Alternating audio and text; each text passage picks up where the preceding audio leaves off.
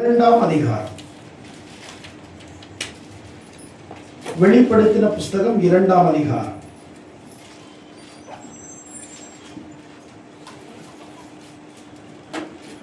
ஒன்றாம் வசனத்திலிருந்து வாசிக்கிறேன். எபேசு சபையின் தூதனுக்கு நீ எழுத வேண்டியது என்னவெனில், 7 நட்சத்திரங்களை தம்முடைய வலது கரத்தில் ஏந்திக் கொண்டு 7 பொன்வில் கொத்து விளக்குகளின் மத்தியில் உலாவிக் கொண்டிருக்க சொல்லுகிறதாவது, உன் கிரியைகளையும் உன் பிரயாசத்தையும் உன் பொறுமையையும் நீ பொல்லாதவர்களை சகிக்க கூடாமல் இருக்கிறதையும் அப்போஸ்தலர் அல்லாதவர்கள் தங்களை அப்போஸ்தலர் என்று சொல்லுகிறதையும் நீ சோதித்து அவர்களை பொய்யர் என்று கண்டறிந்ததையும் நீ சகித்துக் கொண்டிருக்கிறதையும் பொறுமையாய் இருக்கிறதையும் என் நாமத்தின் நிமித்தம் இளைப்படையாமல் பிரயாசப்பட்டதையும் அறிந்திருக்கிறேன். ஆனாலும் நீ ஆதியில் கொண்டிருந்த அன்பை விட்டாய் என்று உன் பேரில் எனக்கு ஒரு குறை உண்டு. நல்ல கவனிங்க. நம்ம சில நேரத்துல பேசும்போது சொல்லுவோம், உங்க மேல எனக்கு சின்ன குறை இருக்குது அப்படின்னு சொல்லுவோம். அப்படின்னா நீங்க செஞ்சது எனக்கு பிடிக்கல, இல்ல நீங்க செய்யறது பிடிக்கல, இல்ல நீங்க பண்றதே எனக்கு எதுவுமே பிடிக்கல, இல்ல நீங்க செய்றீங்க ஆனாலும் உங்ககிட்ட இந்த சின்ன சின்ன குறை இருக்குது அப்படின்னு நம்ம பேசுவோம். இந்த சின்ன சின்ன குறையா இருக்கிறவங்களோடவே நம்மளால வாழ முடியாது, ஒத்து போக முடியாது, அவங்களோட சேர்ந்து இருக்க முடியாது. ஒரு மனுஷங்களே ஒரு மனுஷனோட போய் வாழ்றது கஷ்டமா இருக்குது. அவங்களுடைய பாஷை வேற, என் பாஷை வேற, அவன் ஜாதி வேற, என் ஜாதி வேற, அப்புறம் அவன் வேற மாதிரி பேசுறான், நான் வேற மாதிரி பேசுறேன், அவன் பணக்காரன், இப்படி எவ்வளவோ ஏற்றத்தாழ்வுகள் உலகத்துல இருக்குது. ஆனா இங்க ஆண்டவர் எபேசு சபை தூதனுக்கு எழுதும் போது சொல்றாரு, நீ என்ன பண்றன்னா நீ ஒரு நல்ல சபை தான். நல்ல கவனிங்க, நல்ல செயல்படுகிற சபை, நல்ல ஆக்டிவா இருக்கிற ஒரு சர்ச்சி தான் சொல்றார் ஆண்டவர். இந்த எபேசு சபையை பத்தி நல்ல செயல்படுகிற ஒரு சபை, சோர்வடையாமல் இருக்கிற ஒரு சபை, நல்ல சோர்ந்து போகாம இருக்கிற நல்ல சபை ஆண்டவர் சொல்றார். துன்பங்களை தாங்கிக்கிற எவ்வளவு பிரச்சனை வந்தாலும் நீ துவண்டு போகாம, சபையை விட்டு போகாம, சபையை விட்டுட்டு ஓடாம, நீ துன்பங்களை சாங்கிட்டு நீ சந்தோஷமா, நீ அவ்வளவு துன்பத்திலையும் என்ன நீ தேடுற. சூப்பர் ஆண்டவர் சொல்ற. நல்லது. சத்தியத்தை பாதுகாக்கிற சபை. தவறான உபதேசம் யாராவது சொன்னாங்கன்னா அந்த சபையை, அந்த உபதேசத்தை அவங்க ஏற்றுக்கொள்ள மாட்டாங்க. ஏன்னா அங்க இருக்குது.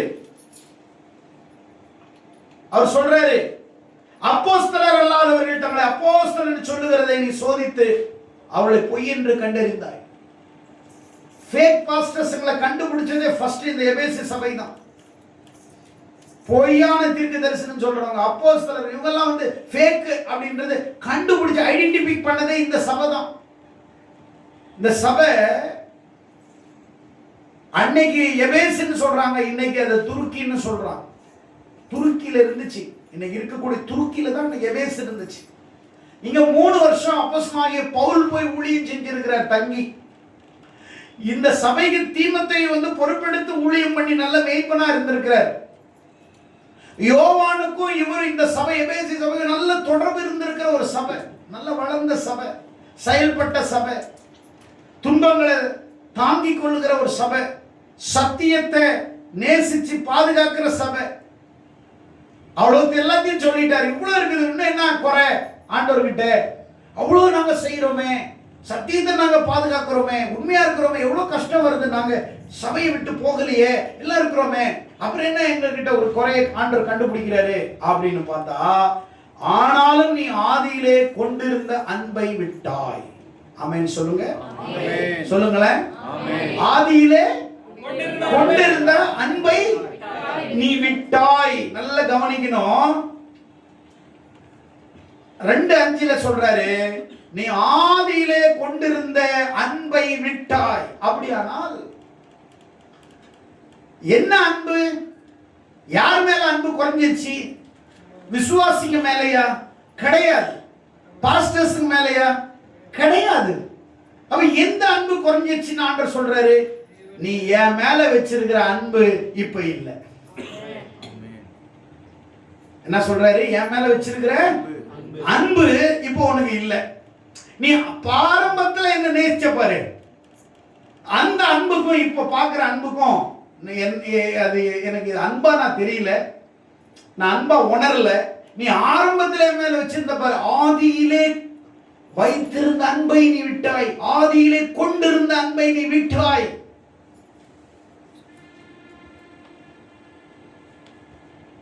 கல்யாணம் ஆன புதுசுல எல்லாம் பாத்தீங்கன்னா அந்த வீட்டுக்கு வர்ற தாய்மாருங்க அந்த அம்மாமாருங்க எல்லாம் நடந்துக்கிற அந்த ஒரு வாரத்துல பார்க்கணுமே தெய்வமே வீட்டுல வந்து நடமாடுற மாதிரி இருக்கும். அத்தை இந்தாங்க காஃபி, எங்க இந்தாங்க காஃபி, மாமா இந்தாங்க காஃபி. ஒரு வாரம் அந்த அந்த அந்த அந்த அந்த புதுசா வர்ற அந்த அம்மா நடந்துகிற விதங்கள்லாம் பாத்தீங்கன்னா காலையில சீக்கிரம் எழுந்து குளிச்சு நல்ல ஈர துணியோட கொண்டைய போட்டுக்கிட்டு 5 மணிக்கே காஃபி, வீட்டுக்காரரை எழுப்பி காஃபி தருவாங்க, சாப்பாடு எல்லாம் வைப்பாங்க. ஒரு வாரம் அவங்க பாத்தீங்கன்னா அவ்வளோ அன்பை வெளிப்படுத்துவார்கள். ஆனா கொஞ்ச நாள் போக போக போக போகன்னா காஃபியும் கிடைக்காது, அங்க எந்த விதமான மரியாதையும் கிடைக்காது. அப்போ ஆண்டவர் மேல இப்படிதான் நிறைய பேர் அன்பு வச்சுக்குவாங்க. ஆரம்பத்துல ரொம்ப அன்பு வச்சிருந்தாங்க. அந்த எபேசு சபை நல்ல சபை தான், அது எந்த விதத்திலையும் குறையில்லாத சபை தான். ஆனா ஆண்டவர் சொல்றாரு, என்கிட்ட நீங்க ஆதியில வச்சிருந்த அன்பு, என் மேல என் கிட்ட நெருங்கி இருந்த அன்பு, என்கிட்ட நீங்க பேசின விதம், என்கிட்ட பழகின விதம் இப்போ உங்ககிட்ட இல்ல.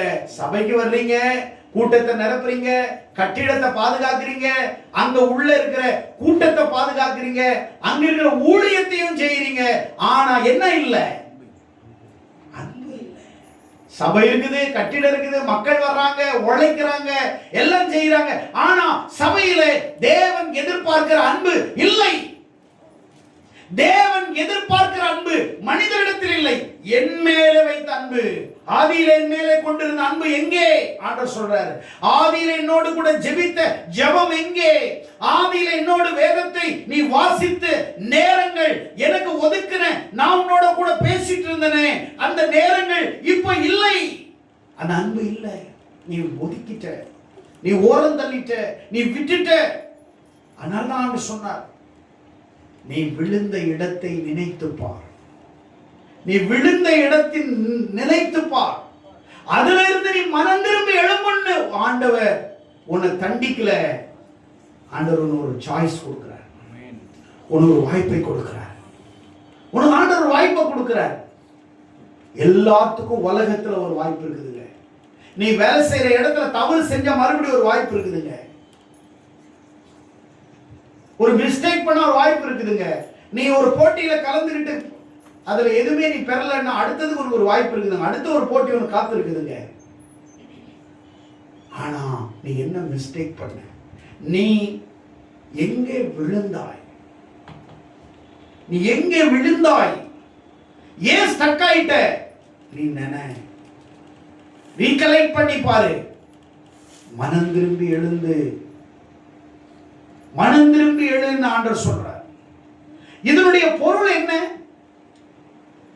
கீழே விழுந்து விட்டால், ஒருத்தன் கீழே விழுந்துட்டான்னா அது சாதாரண விழுகை, எழும்பிடலாம். ஒருத்த வேகமா போய் கீழே விழுந்துட்டான், எழுப்பி விட்டுறலாம், ஏஞ்சி போவான், அவனே எழுந்து போயிடுவான்.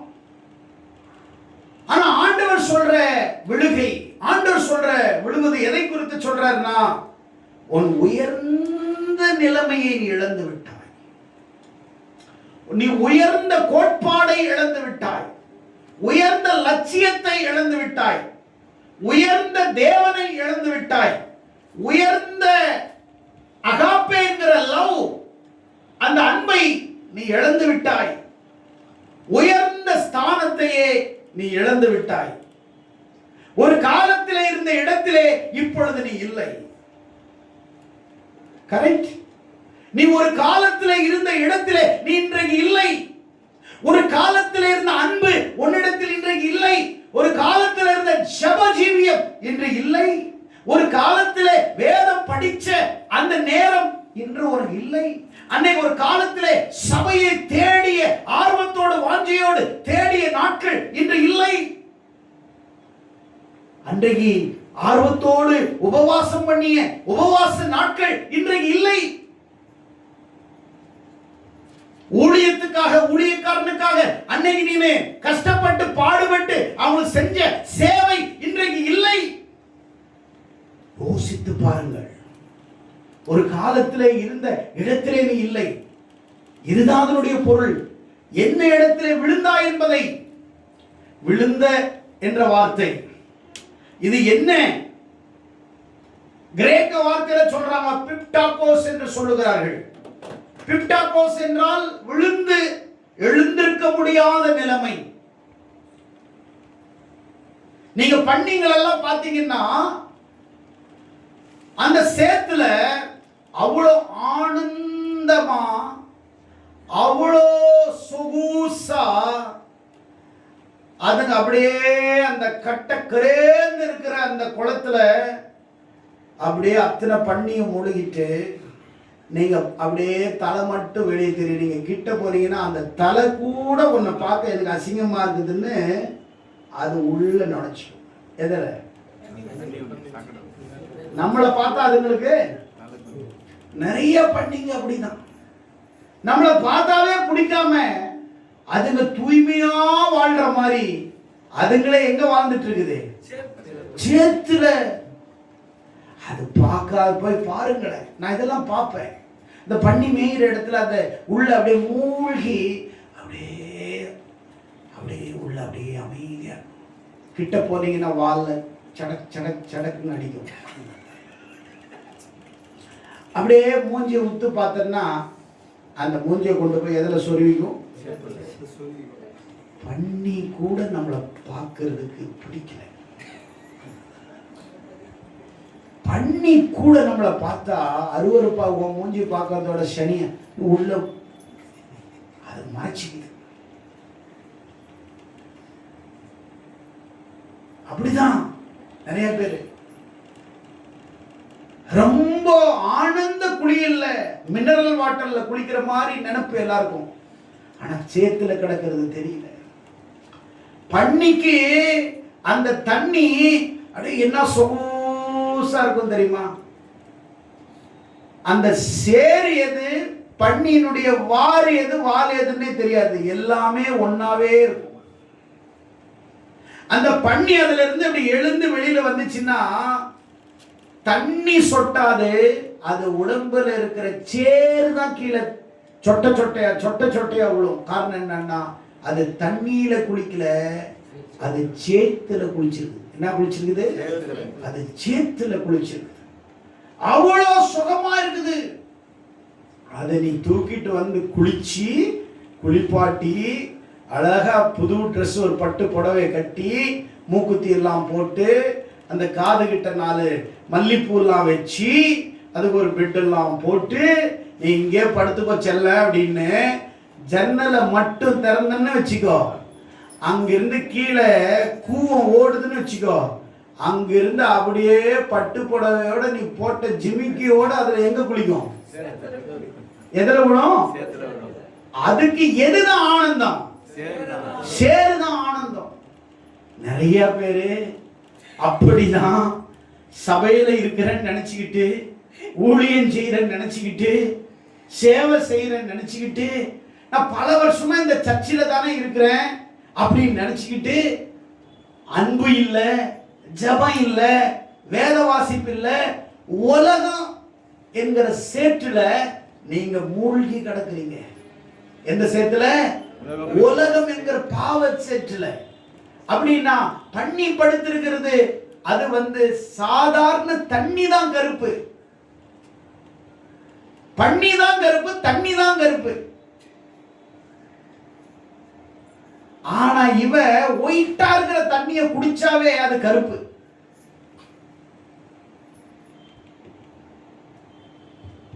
இவனுடைய வாழ்க்கை எப்படி இருக்குதுன்னா அத சாதாரண சேற்றுல அது விழுந்து கிடக்குது. அது சாக்கடை. பண்ணியை கொண்டு போயிட்டு உங்க வீட்டுல பெட்ரூம்ல போயிட்டு அப்படியே பெரிய நீச்சல் டவர் போட்டு அதுல குளிக்க வைப்பீங்க. நீங்க இடம் தரல, அதனால ஆல்ரெடி அதுங்களே இடம் தேடி போய் அதுங்க போய் கும்பலா உள்ள உட்காந்துக்கிட்டு அப்படியே உள்ள முடங்கிட்டு பார்த்தீங்கன்னா எது கண்ணுன்னே தெரியாது.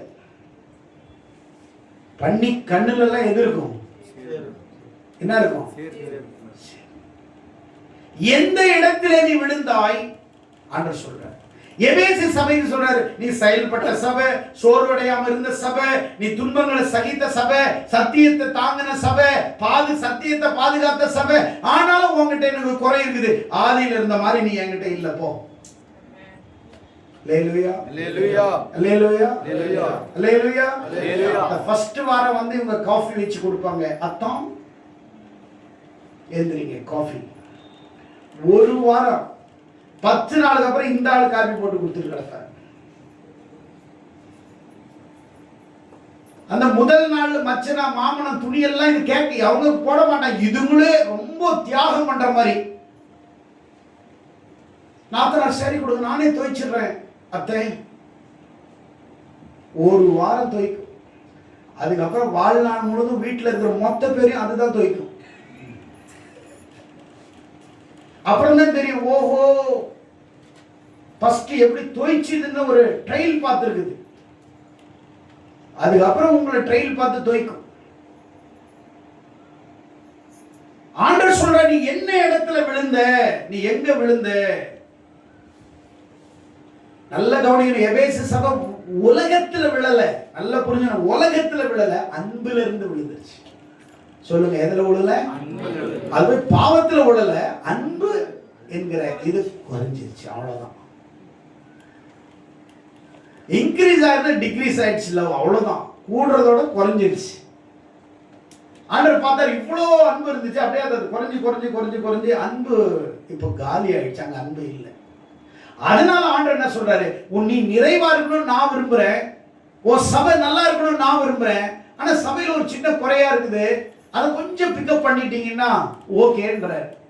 ஆண்டவர் உங்ககிட்ட அப்படிதான் பேசுறாரு. வாரம் வாரம் உங்ககிட்ட ஏதாவது குறையோட தான் வருவீங்க. அந்த குறையை நிறைவாக்குவதற்கு உங்களோட பேசுவார். நீங்க அதை எடுத்துக்காம, ஓ இன்னைக்கு அன்பை பத்தி பேசுறாரோ அப்படின்னு இல்ல, ஆண்டவர் பேசுறார். எதை பேசுறாரு? அப்போ இதுல எந்த நிலையில விழுந்தா என்பதை நினைச்சு நீ மனம் திரும்பணும். என்ன செய்யணும்? சொல்லுங்க, என்ன செய்யணும்?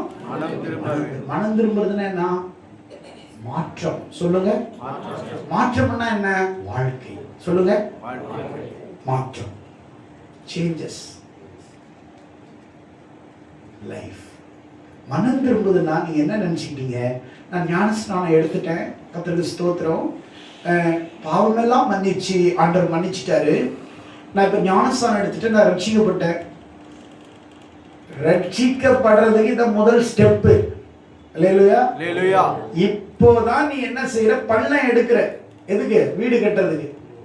இந்த வீடை கட்டி ஃபவுண்டேஷனை போட்டு கட்டி கரண்ட் இழுத்து எல்லாம் அந்த ஒயரிங், பெயிண்டிங், கிண்டிங், டிங்கரிங் எல்லாம் ஒர்க் பண்ணி கீயை வாங்கி உள்ள போற பாரு, அப்பதான் அது வீடு கட்ட ஆரம்பிக்கும் போது ஃபவுண்டேஷன்.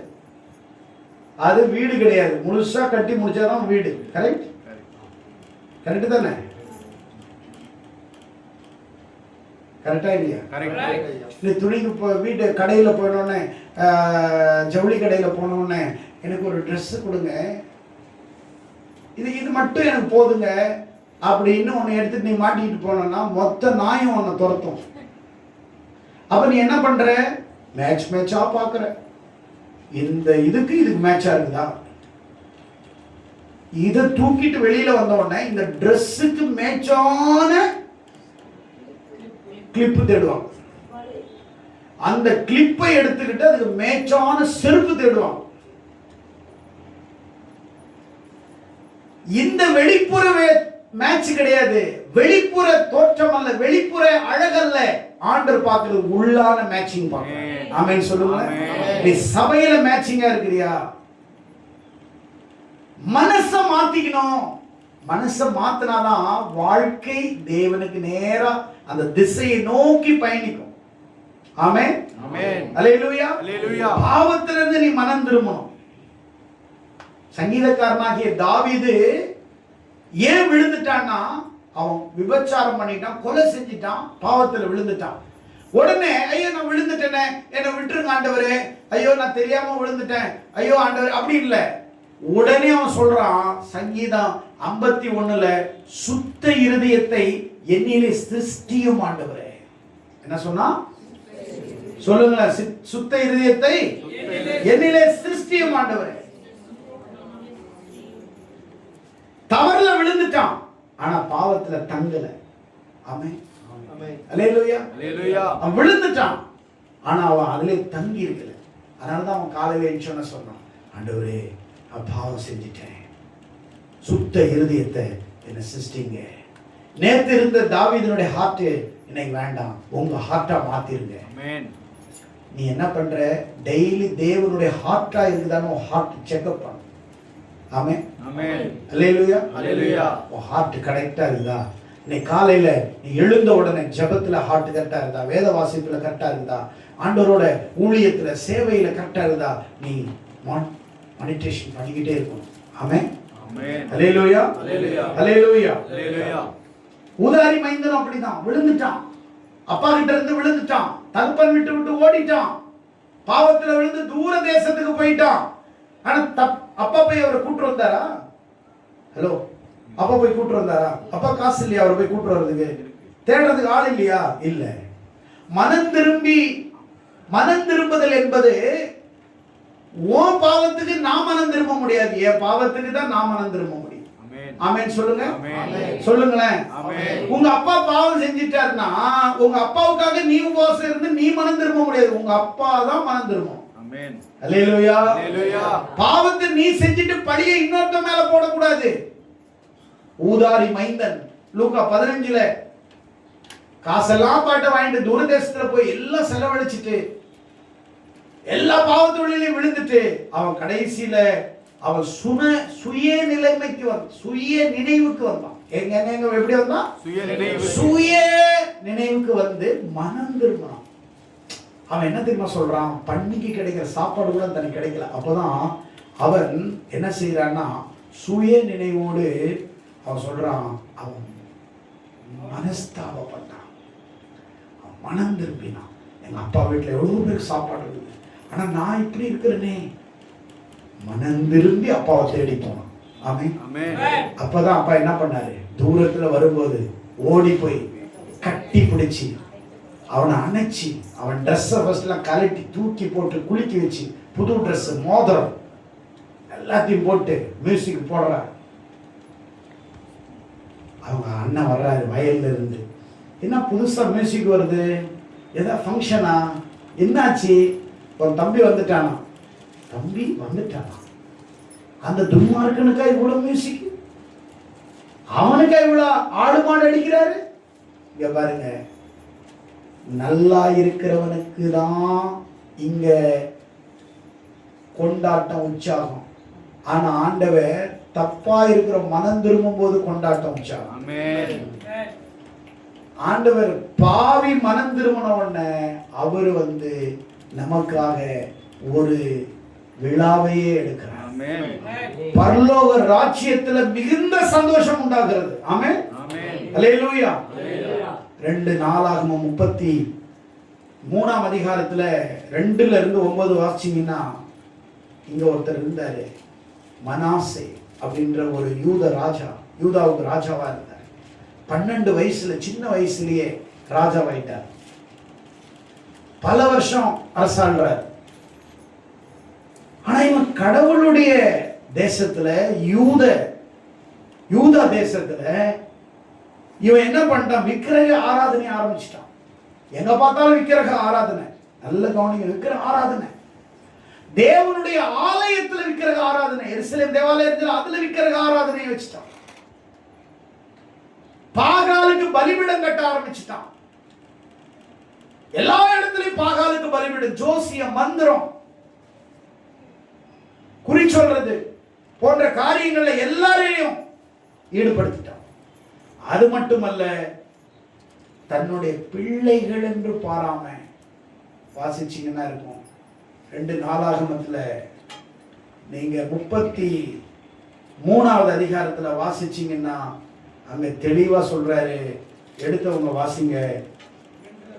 6ஆம் வசனத்துல, இவன் இன்னும் குமாரன் பள்ளத்தாக்கிலே தன் குமாரரை தீ மிதிக்க பண்ணி, பாருங்க, தீ மிதிக்க பண்ணி நாளும் நித்தமும் பார்த்து, பாருங்க, அவங்க பிள்ளைகளை பலி கொடுத்தான், நெருப்புல தூக்கி போட்டான் அவன் பிள்ளைகளை. ராஜா தன் பிள்ளைகளை பாகாலுக்கு முன்னாடி பலி கொடுத்தான், நெருப்புல பலி கொடுத்தான். என்ன வைராக்கியம்! அந்த கடவுளுக்கு பலி கொடுத்தான். இவ்வளவு மோசமான ஒரு ராஜா ஆண்டவர் பார்த்தாரு, எல்லா இடத்துலையும் பார்த்தாரு, எவ்வளவு முறை சொன்னாரு. எடுத்து வாசிங்க 10வது வசனத்துல, கர்த்தர் மனாசையோடு அவனுடைய ஜனத்தோடு பேசினதும் அவர்கள் கவனிக்காதே போனார்கள். எவ்வளவு முறை சொன்னாரு, கவனிக்கல. உடனே ஆண்டவர் என்ன தெரியுமா பண்ணார்? அசிரியாவை அனுப்பி, அசிரியா ராஜாவுடைய சேனையை அனுப்பி, அடுத்த வசனத்துல இருக்குது, மனாசையை முச்செடியில் பிடித்து 2 வெண்கல சங்கிலினால் அவனை கட்டி பாபிலோனுக்கு கொண்டு போனான். எங்க கொண்டு போயிட்டாங்க? ஆண்டவர் மனம் திரும்புவான் வாய்ப்பு கொடுத்தாரான என்ன செய்யல? கட்டுறா இவனை சங்கிலியில, வெண்கல தூள்ல கட்டுறா, தூக்கிட்டு போடா பாபிலோன் நாட்டுக்கு கொண்டு போய் அங்க ஜெயில போட்டாங்க, சிறைச்சாலையில போட்டாங்க. அங்க போன உடனே தலைவருக்கு இப்ப என்ன ஆகுது? ஒரு பயம் வந்து எப்படி ஜெபிக்கிறார் பாருங்க. அடுத்த வசனம், இப்படி அவன் நெருக்கப்படுது. எப்ப தெரியுமா நிறைய பேர் ஜெபிப்பாங்க? நெருக்கம் வந்தாதான் ஜெபிப்பாங்க. அது வரைக்கும் யாருமே. டாக்டர் கிட்ட போனேன், டாக்டர் கேன்சர்னு சொல்லிட்டாரு. பாஸ்டர், எப்பெல்லாம் சர்ச்சை திறந்திருக்கும் நான் வந்து ஜெபிக்கணும். எது வந்த உடனே? கேன்சர். என்னன்னே தெரியல பாஸ்டர், நான் போய் ஜெபிச்சேனா கிட்னி போயிடுச்சுட்டாங்க. எப்பெல்லாம் உபவாச ஜெபம் வைப்பீங்க பாஸ்டர்? நான் நிறைய தவறு செஞ்சிருக்கிறேன் பாஸ்டர், நான் மனம் திரும்பிடுறேன் பாஸ்டர். நிறைய பேருக்கு நெருக்கம் வரும்போதுதான், ஒரு நெருக்கம் வரும்போது ஆண்டவரை தேடுறதுக்கு மனசு. நான் ஒண்ணுமே பண்ணல பாஸ்டர், என் மேல வழக்கு பதிவு செஞ்சிட்டாங்க பாஸ்டர். கர்த்தருக்கு ஸ்தோத்திரம். ஆமென். நான் ஒண்ணுமே பண்ணல பாஸ்டர், இத்தனை லட்சத்துக்கு அவ்வளோ கடன், 1 லட்சத்துக்கு 10 லட்சம் ரூபாய் வட்டி போட்டிருக்கான் பாஸ்டர். கர்த்தர் அவரை சும்மா விடுவாரா பாஸ்டர்? இப்பதான் அவர் வாயில என்னென்ன வரும்? கர்த்தர். நிறைய பேருக்கு கொக்கி போட்டு இழுத்து ரத்தம் வந்தாலும் ஆண்டவரை தேட மாட்டாங்க. ஆண்டவர் பார்க்கிறார். நீ என்னத்தை தான் நீ ஆடினாலும் நீ ஃபைனலா என்கிட்ட வந்தாதான் அந்த ரத்தம் ஒழுவுறதே நிற்கும். அல்லேலூயா, அல்லேலூயா, அல்லேலூயா, அல்லேலூயா. நீ எங்க சுத்தினாலும் என்கிட்ட வந்தாதான் உனக்கு விடுதலை. நிறைய பேர் என்ன பண்றாங்க தெரியுமா? ஆண்டவர் இல்லாம நாங்களே பார்த்துப்போம். நாமெல்லாம் என்ன படிச்சிருக்கிறோம் தெரியுமா? நாமெல்லாம் டாக்டர் படிச்சிருக்கிறோம், MBBS. எங்களுக்கு தெரியாத மெடிசனா பார்த்துக்கோ. ஆண்டவர் என்ன சொல்லுவாரு? பார்த்துக்கோ. டாக்டரே சொல்றாங்க இந்த என்ன வியாதின்னு எங்களுக்கு தெரியாது, மெடிசனே இல்லைன்றான். பார்த்துக்கோ. அவன் நெருக்கப்படுகையில், பைபிள் அழகா இருக்கு, அவன் நெருக்கப்படுகையில் தன் தேவனாகிய கர்த்தரை நோக்கி கெஞ்சி தன் பிதாக்களின் தேவன் முன்பாக மிகவும் தன்னை தாழ்த்தினான். எப்பா, ஒரு ராஜா எங்க போயிட்டு இப்போ கெஞ்சுறாரு? சிறைச்சாலையில போயிட்டு. நெருக்கம். ஒரு ராஜ்யபாரம் பண்ணினவன், 50 வருஷத்துக்கு மேல ராஜாவா இருந்தவன், எப்படி வாழ்ந்தவன், இன்னைக்கு சங்கிலியில பூட்டி அவனை கட்டி அங்க வச்சு போது கெஞ்சுறான். யார்கிட்ட? ஆண்டவர்கிட்ட. பாருங்க, அங்கதாங்க இங்க கடவுள் அசைப்படுற. அவன் மனுஷங்கிட்ட அவன் ராஜா கிட்ட கேட்டா விட்டுருப்பாங்க. ஆனாலும் அவன் தேவனிடத்துல கெஞ்சி தன்னை மிகவும் தாழ்த்தி அவரை நோக்கி அவன் விண்ணப்பம் பண்ணி கொண்டிருக்கும் போது அவன் கெஞ்சலுக்கு இறங்கி அவன் சபத்தை கேட்டு அவனை திரும்ப எருசலேமில் உள்ள தன்னுடைய ராஜ்யத்துக்கு வரப்பண்ணினார். கர்த்தரே தேவன் என்று அப்பொழுது மனாசே அறிந்தார். கைகளை தட்டுங்க, கைகளை தட்டுங்க. மனாசேயுடைய தாழ்மை. நான் செஞ்சது தப்பாண்டவர். எந்த இடத்தில் விழுந்தாய்? ஆதி அன்பிலிருந்து விழுந்தது போல எபேசு சபை, தாவீது விழுந்தது போல, மனாசே விழுந்தது போல, அவன் ராஜா அவ்வளவு பாவம் பண்ண பிறகு கூட அவன் ஆண்டவர் முன்னாடி தாழ்த்தின உடனே ஆண்டவர் என்ன பண்ணிட்டார் தெரியுமா? இறங்கி அவனை சிறையில போட்டவர் அவர்தான். சிறையிலிருந்து அரியணைக்கு மீண்டும் கொண்டு வந்துடும். அவர் தான். கையை தட்டுங்களேன். அவனை கூட்டிட்டு வந்து மறுபடியும் அவனுடைய ஸ்தானத்தில் அவனை ராஜாவா ஆண்டவர் பண்ணும்போது அவன் சொல்றான், எருசலேம் தேவாலயத்தில் விக்கிரங்கள் எல்லாம் எடுங்க, மேடைகள் எல்லாம் அள்ளிங்க, தோப்புகள், இனி கர்த்தரே தேவன், இந்த யூதா எங்கிலும் தேவனை தேடுங்கள் என்று அவன் சட்டத்தை பாஸ் பண்ணி அனுப்புறான். நல்லா புரிஞ்சுக்கணும் பிரியமானவர்களே, ஆதியிலே இருந்த அன்பு, தேவனிடத்தில் ஆதியிலே நீ சர்ச்சைக்கு வருவ, இப்ப நீ சபைக்கு போறதில்லை. நீ ஆதியில தேவனை தேடின, இப்ப நீ தேடல. கேட்டா சொல்ற, என்னுடைய சூழ்நிலை அப்படி ஆயிடுச்சு, என்னுடைய சூழ்நிலை அப்படி ஆயிடுச்சு. எங்களுக்கு இல்லாத சூழ்நிலையா உங்களுக்கு? எங்க சூழ்நிலையை நாங்க காரணம் காட்டலாம் இல்ல? கிடையாது. எந்த சூழ்நிலை? தானியேல் சிங்கத்தின் கெபியில போட்டாங்க, அவன் சூழ்நிலை சரியா நல்லவா இருந்துச்சு. சிங்கத்தின் கெபியில போட்டாங்க. யோசிச்சு பாருங்க, நமக்கெல்லாம் சிங்கத்தின் கெபியில கிட்ட போகும்போதே போடாதீங்க செத்துறேன்னு நாமளே எங்கே உட்காந்து செத்துருவோம். ஒரு நிமிஷம் இருங்க, செத்துட்டேன் அப்படின்னு செத்துருவாங்க. ஆனா இவனை தூக்கி எதில் போடுறாங்க? சின்ன பசங்களை நீங்க பாருங்களேன், பண்ணுவேன் வா கையை பிடிச்சி உன்னை இருட்டு ரூம்ல போட்டாதான் நீ அடங்குவனை இழுத்துட்டு போங்க. அது கிட்ட வந்து பா, அந்த கதவு கிட்ட வந்து என்ன பண்ணும்? நான் திருந்திடுறேன், இனி நான் ஒண்ணும் பண்ண மாட்டேன், என்ன உள்ள போடாத, நான் தப்பு மன்னிச்சுக்கோ அப்படி கத்தும். பாத்தீங்களா? நீங்க அதை இழுத்தா கூட உன்னை இழுத்து வெளியே போட்டுரும். அவ்வளோ ஸ்ட்ராங்கா அது வரும். இவ்வளோண்டு தான் இருக்கும். அது உன்னை இழுத்து உள்ள போட்டு கதவு சாத்திரும். உன்னால் அதை இழுக்க முடியாது, அப்படி நிற்கும் ஒட்டாரமா. கரெக்ட்? தானியேலுடைய சூழ்நிலை சரியில்லை, தூக்கி உள்ள போட்ட உடனே அவர் வந்து இல்ல சோத்திரம் பரவாயில்ல, நான் உங்க சாமியை கும்பிட்டுறேன் அப்படி சொன்னாரா? போடுங்க அப்படின்னு முடிஞ்சிருச்சுடா கதைன்னு சொல்லிட்டு எல்லா தகரத்தையும் எடுத்து அவரை உள்ள போட்டு தகரத்துல ரொம்ப ஆழத்துல சிங்க. ஏன்னா அவன் சாப்பிட்ற சவுண்டு கேட்கக்கூடாது, அவன் அப்படி கத்துனாலும் அந்த சவுண்டு கேட்க போட்டுறான். இவன் நேரா கீழே வந்தோடனே சிங்கம் அத்தனை பேருடைய வாயை கட்டி போட்டா. பைபிள் வாயை கட்டி போட்டார்னா லைனா சிங்கத்தை லைனா படுங்கன்னு சொல்லி அது மேல படுக்க வச்சுட்டார். ஒரு சிங்கத்தை இருந்தா தலகாணியாவை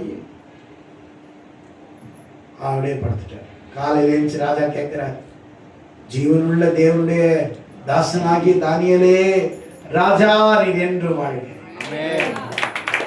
சிங்கம் என்னை சேதப்படுத்தாதபடி. சூழ்நிலை சரியில்லை, அதனால கடவுளை மறுதளிச்சாரா? உங்களுக்கு வீட்டுல கொஞ்சம் சொந்தக்காரங்க வந்தோடனே சூழ்நிலை சரியில்லை, பசங்க சண்டே வந்திருப்பேன், என்ன வந்திருப்பேன்? ஏன் தரித்திரமும் வீட்டை ஆளுகை செய்யாது? தேவன் வாசம் பண்ணுகிற நாட்களிலே, தேவனை தேடுகிற நாட்களிலே உலகத்துக்கு நீ ஓடும் போது உன் வாழ்க்கையில எப்படி உன்னை கர்த்தர் ஆசீர்வதிப்பார் யோசிச்சுப்பார். சாபம் இல்லை, அறிவுரை இல்லை, ஆதங்கத்தை சொல்லுவோம். ஏசப்பா ஆதங்கப்படுகிறார்.